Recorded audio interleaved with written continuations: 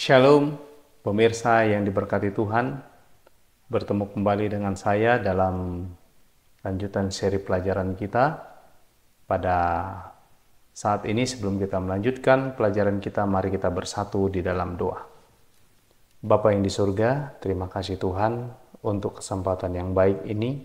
Kami boleh bertemu kembali untuk mempelajari pelajaran ini melalui virtual gitu.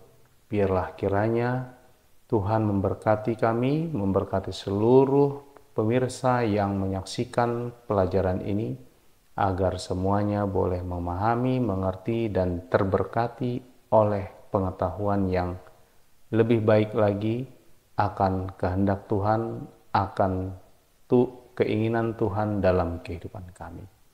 Inilah doa permohonan kami Bapa, ampunilah kami dari segala dosa kesalahan kami. Dalam nama Tuhan Yesus kami berdoa. Amin.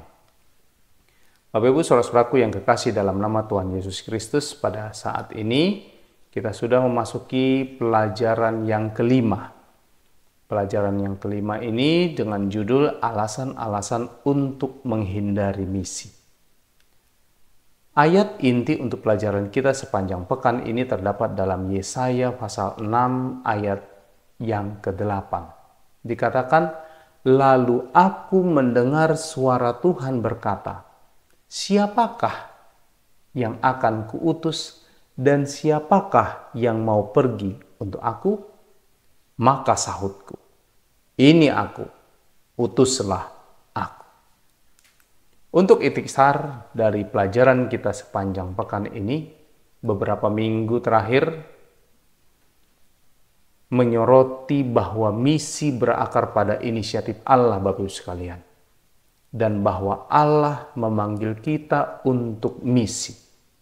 Pekan ini Bapak Ibu, fokusnya adalah kenyataan bahwa beberapa orang yang telah memiliki pengalaman hidup bersama Allah menghindari panggilan misi dan hak istimewa untuk berbagi pengalaman penuh kasih yang mereka miliki.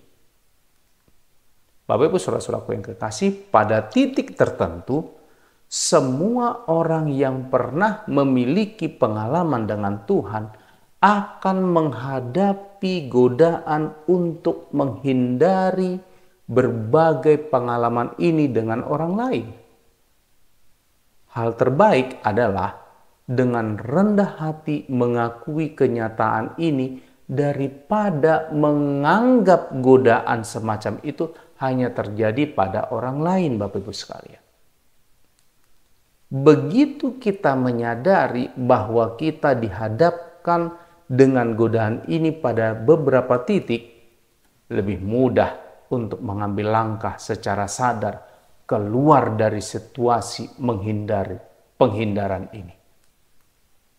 Dan masuk ke situasi yang lebih sehat untuk berbagi kasih Tuhan dengan orang lain. Bapak Ibu saudara-saudaraku, pada akhirnya alasan untuk menghindari misi ini adalah pencobaan dari iblis yang tidak menginginkan siapapun mendengar atau mengalami kebaikan Tuhan. Jadi Bapak Ibu saudara-saudaraku yang kekasih, menghindari misi bukan sekedar melalaikan tugas. Itu malah merupakan kesempatan yang terlewatkan untuk menarik orang lain ke dalam perjalanan yang lebih dalam dan lebih bermakna dengan Tuhan menuju kehidupan yang berkelimpahan.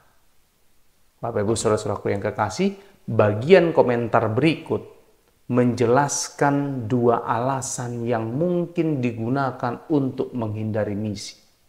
Alasan-alasan ini bukan satu-satunya cara penghindaran yang bisa saja terjadi. Tetapi itu merupakan dua cara yang lebih menonjol Bapak Ibu sekalian. Contoh pertama ditunjukkan melalui kisah para murid Yesus di Taman Getsemani. Dan contoh kedua adalah kisah Yunus. Kita lihat dalam komentar tentang pengalaman Getsemani. Ketika Yesus mendekati jam-jam terakhir hidupnya di bumi sebelum ditangkap, diadili, dan mati Dia membawa para murid ke Taman Getsemani untuk berdoa, Bapak Ibu sekalian. Yesus meminta 3 murid yang paling dekat dengannya untuk berdoa bersamanya dan untuk tetap terjaga saat dia berdoa, karena beban yang terjadi padanya sangatlah berat. Yesus sangat membutuhkan penghiburan, Bapak Ibu Saudara-saudaraku, dari para sahabat saat itu. Ini kita bisa lihat di dalam Matius pasal 26 ayat 36 sampai 45. Sayangnya Bapak Ibu, para murid yang datang yang dengan tulus mengasihi Yesus dan menganggapnya sebagai sahabat terkasih tidak dapat memenuhi permintaan tersebut dan mereka tertidur. Kelalaian ini terjadi 2 kali. Para murid berpuas diri dan membiarkan rasa kantuk mereka menghalangi untuk ikut menanggung beban Yesus. Mereka belum memiliki kesempatan memperbaikinya. Yesus telah ditangkap dan dibawa dari tengah-tengah mereka. Ini kita bisa lihat di dalam Matius pasal 26 ayat 47 sampai 45, Bapak Ibu sekalian. Dengan demikian, ini menjadi suatu kesempatan yang terlewatkan bagi para murid untuk melayani Dia yang sangat mereka kasihi, Bapak Ibu sekalian. Masalah dalam situasi ini bukan karena para murid tidak mengalami kasih Yesus. Pada saat itu, mereka memiliki banyak bukti yang menunjukkan kasih-Nya kepada mereka.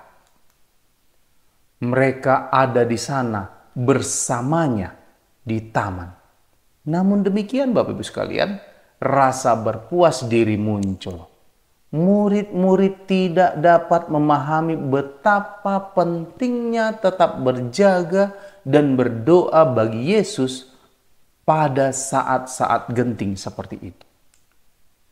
Sayangnya Bapak Ibu sekalian, kita sering bersalah atas rasa berpuas diri dan kelalaian yang sama saat ini.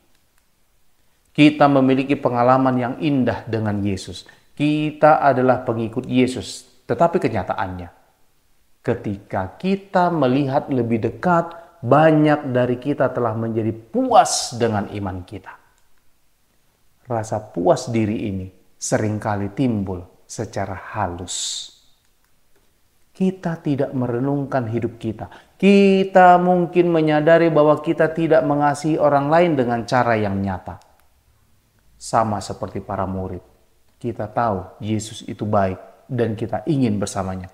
Tetapi kita tergelincir ke dalam keadaan mengantuk secara rohani. Kehilangan banyak kesempatan untuk berbagi kasih Allah dengan dunia yang putus asa. Kita perlu saling mengingatkan Bapak Ibu sekalian. Dengan saling menghormati untuk tetap terjaga dan selalu siap berbagi kasih yang kita alami dengan dunia yang menderita. Selanjutnya Bapak Ibu, pelajaran kita melihat dari pengalaman Yunus.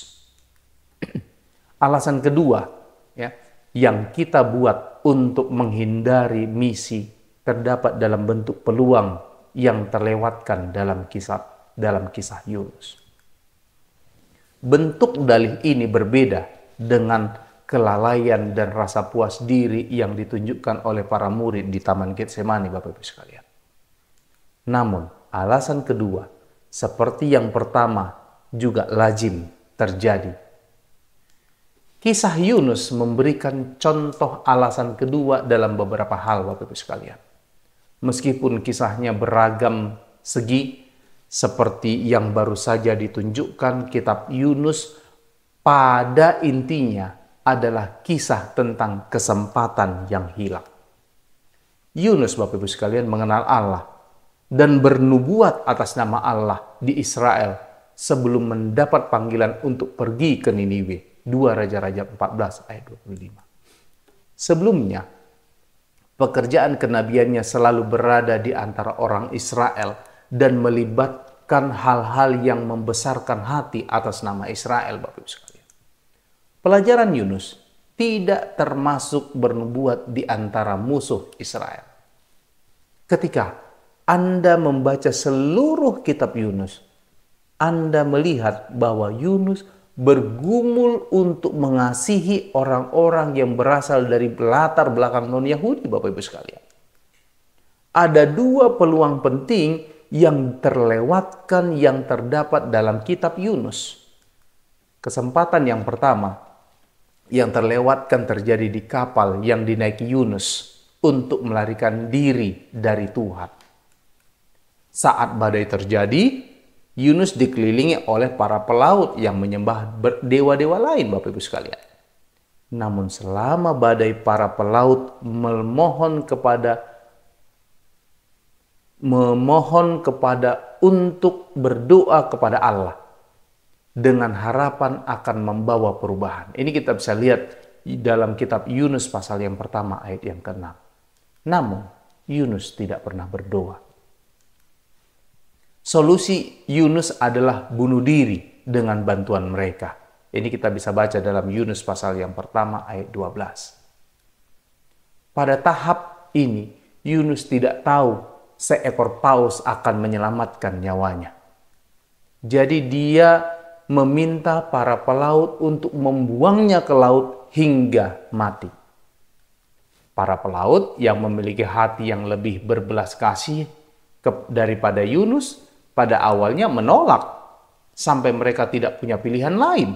Yunus pasal 1 ayat 13. Ini kita bisa ingat dalam pelajaran sebelumnya, mengenal keterbukaan untuk menerima berkat dari orang-orang yang Anda temui. Badai berhenti ketika Yunus dilempar ke laut, Bapak Ibu sekalian. Akibatnya, para pelaut memiliki rasa hormat yang baru ditemukan kepada Allahnya Yunus. Masalahnya adalah Yunus melewatkan kesempatan untuk berdoa kepada Allah dan memilih mengusulkan solusi manusia. Kesempatan itu sebenarnya akan memberi para pelaut pemahaman yang lebih lengkap dan lebih baik tentang siapa Allah itu. Kesempatan kedua yang hilang terjadi setelah Yunus berkhotbah di Niniwe, menerima pekabaran Yunus dan bertobat. Tetapi Yunus tidak bisa dicari dimanapun. Sebaliknya, dia mendaki bukit terdekat berharap melihat kehancuran kota Niniwe. Ini kita bisa lihat dalam Yunus pasal 4 ayat 5. Ketika hal itu gagal terjadi, Yunus marah kepada Tuhan. Yunus 4 ayat yang pertama. Yunus mengungkapkan alasan sebenarnya untuk menghindari misi Allah. Yunus berkata kepada Allah bahwa dia tahu Allah adalah pribadi yang penuh kasih dan penyayang, dan dengan demikian kemungkinan besar akan mengampuni orang-orang Niniwe. Yunus pasal 4 ayat yang kedua.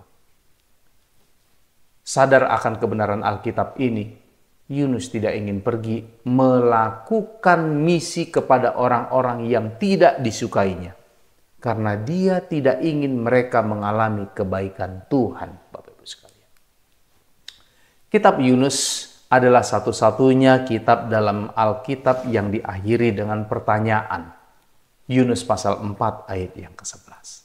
Pertanyaannya langsung Allah bertanya kepada Yunus, "Mengapa kamu tidak bisa mengasihi orang lain seperti yang aku lakukan?" Karena Yunus menolak untuk mengasihi musuhnya, dia berada di luar kota ketika dia seharusnya berada di dalam, membantu penduduk Niniwe mengambil langkah selanjutnya dalam hubungan mereka dengan Tuhan, Bapak Ibu sekalian. Penolakan Yunus berubah menjadi kesempatan yang hilang. Alasan Yunus terbungkus dalam apa yang kita sebut sekarang sukuisme, rasisme, dan prasangka. Yunus mengalami kasih Allah dalam hidupnya dan tahu bahwa Allah berbelas kasih, Bapak Ibu sekalian. Tetapi Yunus tidak bisa melupakan rasa kebanggaan nasionalismenya. Karena dia percaya bahwa dia lebih baik dan daripada yang lain. Dia tidak mau pergi dalam misi seperti yang Allah inginkan, Bapak Ibu sekalian. Kisah yang menyedihkan, namun kita dapat terus belajar dari hal itu sekarang ini. Pertanyaan di akhir kitab Yunus adalah pertanyaan yang harus kita tanyakan pada diri kita sendiri dan gereja kita, Bapak Ibu sekalian. Apakah kita menunjukkan kecintaan terhadap masyarakat di sekitar kita, terutama bagi mereka yang berpenampilan berbeda dari kita atau berasal dari belahan dunia lain? Terlalu sering, Bapak Ibu sekalian, kita telah mendengar percakapan di gereja atau di sekolah sahabat yang mengungkapkan prasangka dan sikap sukuisme yang berbahaya. Sikap ini sering disertai dengan alasan mengapa sekelompok orang tertentu berada di luar misi kita. Pemikiran seperti ini tidak berbeda dengan pola pikir Yunus, Bapak Ibu. Yunus gagal untuk memahami bahwa ketika Allah menunjukkan cinta dan kasih sayang kepada orang lain, perwujudan kasihnya seharusnya menjadi pengingat bahwa Allah telah melakukan hal yang sama untuk kita. Ketika Anda pergi dalam misi dan membagikan kasih Allah serta menyaksikannya mengubah hidup banyak orang, pengalaman seperti itu juga dapat meningkatkan pengalaman perjalanan Anda bersama Allah. Pengalaman ini juga dapat menarik Anda ke dalam hubungan manusia yang baru dengan orang-orang yang mungkin sangat berbeda dari Anda, tetapi memiliki hubungan yang sama dengan Yesus. Yunus bisa saja mendapat teman baru di kapal untuk berbagi imannya. Hal yang sama berlaku ketika di Niniwe. Sayangnya, kesempatan itu hilang karena Yunus memiliki alasan yang berakar pada kesombongan diri dan sukuisme yang egois. Sebagai penerapan hidup dari pelajaran kita pekan ini, Bapak Ibu sekalian, kita semua harus bersyukur atas pengalaman indah yang kita miliki bersama Yesus. Namun Bapak Ibu, seiring berjalannya waktu, sering kita menjadi terlena dalam perjalanan kita. Dengan rasa puas diri, seringkali muncul kecenderungan untuk mencari alasan untuk tidak membagikan kasih Allah kepada orang lain. Rasa berpuas diri dapat terjadi secara halus sebelum kita menyadarinya dan kita tertidur ketika kita seharusnya terjaga. Sebagai individu dan sebagai gereja, kita perlu melihat dengan jujur kehidupan kita sehari-hari dan membuat diri kita sendiri bisa bertanggung jawab. Jika kita tidak secara aktif menjalin hubungan dengan orang-orang yang menderita atau membutuhkan bantuan dalam meringankan beban mereka, kita menjadi berpuas diri. Tanggung jawab membutuhkan kebersamaan dengan kecil teman terpercaya dari gereja lokal Anda yang rela terbuka tentang rasa berpuas diri mereka dan siap menolong satu sama lain dan menemukan cara menyalakan kembali pengalaman dengan Tuhan dengan cara kreatif, memberitakan Allah kepada dunia yang lebih luas di sekitar kita. Bapak Ibu saudara-saudaraku, bagi sebagian yang lainnya, kenyataan lebih menyedihkan. Mereka telah mengembangkan dalih untuk menghindari misi kepada kelompok orang tertentu, seperti Muslim atau Katolik, karena mereka merasa bahwa orang-orang ini tidak layak mendapatkan kasih Allah. Alasan-alasan tersebut menyatakan bahwa sikap superioritas dan sufisme sedang bekerja di antara mereka. Dalam hal ini, perlu meminta Allah untuk menolong mereka mengasihi orang lain. Kita dapat mencapai tujuan ini dengan bertanya pada diri sendiri, apa yang kita pikirkan tentang orang-orang tertentu? Jika kita takut pada kelompok tertentu atau menganggap mereka tidak layak diselamatkan, maka itu pertanda ada yang salah dengan diri kita, bukan mereka. Penilaian yang jujur menuntut pemeriksaan diri dan kebenaran yang sulit dicapai, tetapi gereja yang mau bergumul dengan kenyataan ini adalah gereja yang dapat diubahkan oleh Roh Kudus. Sampai di sini pelajaran kita pada pekan ini.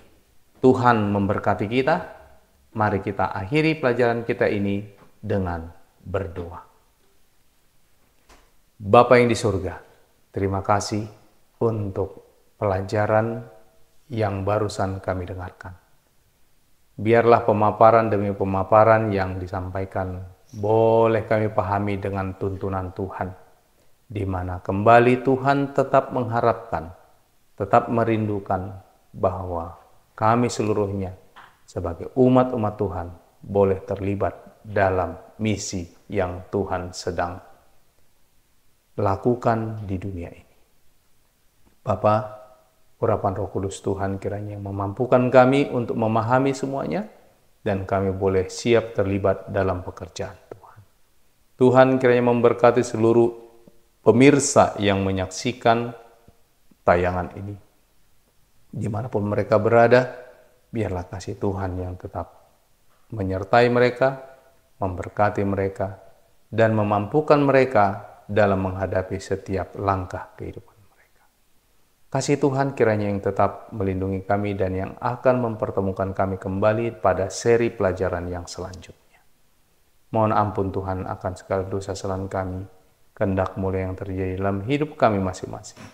Kami persembahkan doa perubahan kami ini hanya melalui anak-Mu Yesus Kristus yang menjadi Tuhan dan Juru Selamat kami. Amin.